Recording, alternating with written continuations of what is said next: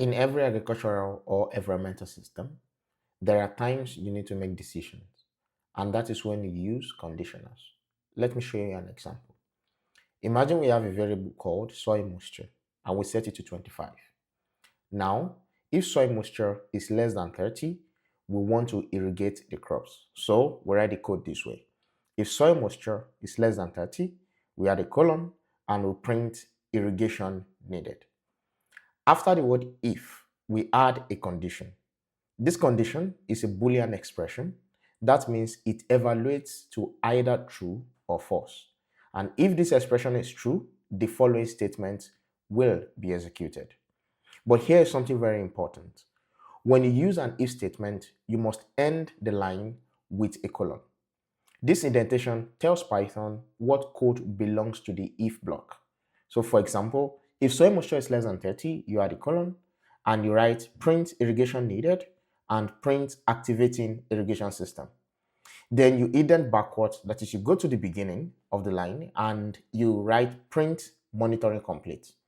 The first two prints are indented inwards and are part of the if statement. So the first two print lines will run only if the condition is true.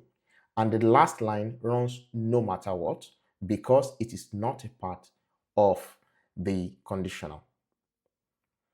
Now, the code will run this way. If the soil moisture is less than 30, irrigation needed will show, then activating irrigation system will show, and then monitoring complete will follow. If not, only monitoring complete will run. Now, what if we want to undo both situations?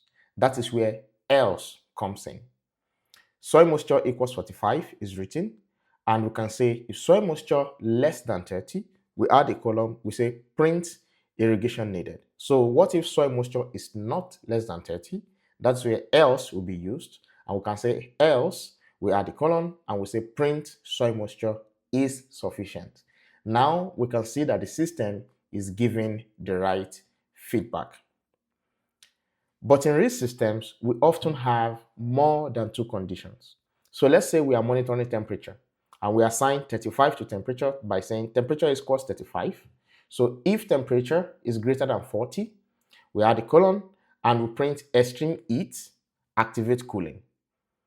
But what if temperature is greater than 30 but less than 40? With that, we use the elif statement and we say elif temperature greater than 30, print moderate heat, monitor crops. And we add the else condition at the last point. If the first two are not true, that will run. Then we have print temperature is optimal. Python checks the condition from top to bottom. So the first two conditions will be checked. Then it will stop at the first true condition. Also, sometimes we want to write shorter and cleaner code. So instead of multiple lines, we can write it this way. Soil moisture equals 28. Then we initiate a variable and just say message, and we pass in what the message should be at irrigate. Then we write the condition in front of the message, and we say if soil moisture less than 30, then we add the else statement and say no irrigation needed. Then we print the message. So this is called a conditional expression. It just makes the code cleaner for us to see. Then in our system, we can have decisions that depend on multiple factors.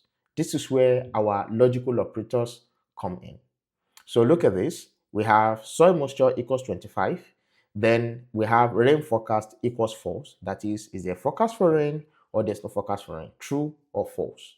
In the previous ones, we're only checking just one factor. But here now, we are checking more than one factor. So we have soil moisture and the rain forecast. So to do that, we use the AND logical operator. So we say if soil moisture less than 30, for example, and not rain forecast, here we then say print start irrigation. Another logical operator is the OR statement.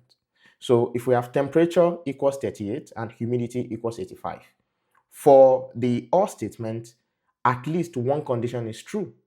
But for the AND statement, both conditions must be true. So we say if temperature is greater than 35 or humidity is greater than 80, print crop stress warning. Another one is the NOT. And the NOT is just to reverse a condition. So let's say rain forecast equals true. If we say if not rain forecast, what this means, if rain forecast is false, then it will print no rain expected. Now, let's combine everything together and just make it make sense a little. So let's use three factors.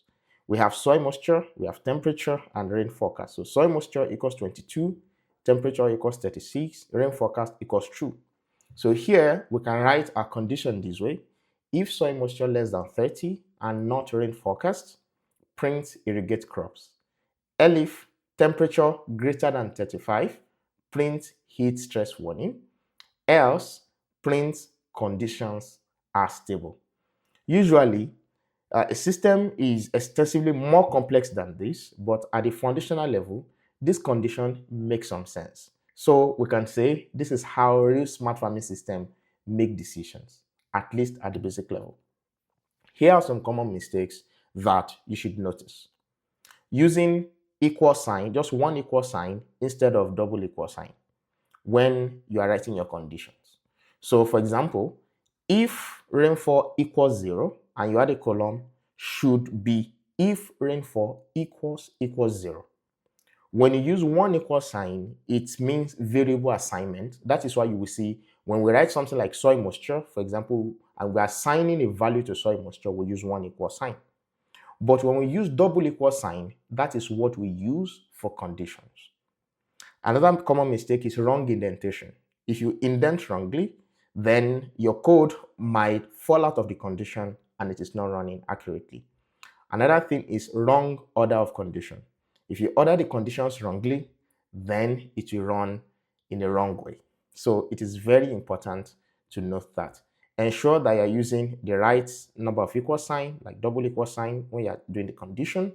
Then you have the right indentation and you have the right order of conditions. So here is something for you to practice, and I've also attached it to the pinned comment of this video. Now, you've learned how to make your code think and make decisions. This is the foundation of smart agriculture, climate systems, and environmental monitoring. So in the next tutorial, we'll move to loops where systems can run continuously. So if you found this helpful, subscribe for more practical Python tutorials using real-world datasets in agriculture. Thank you.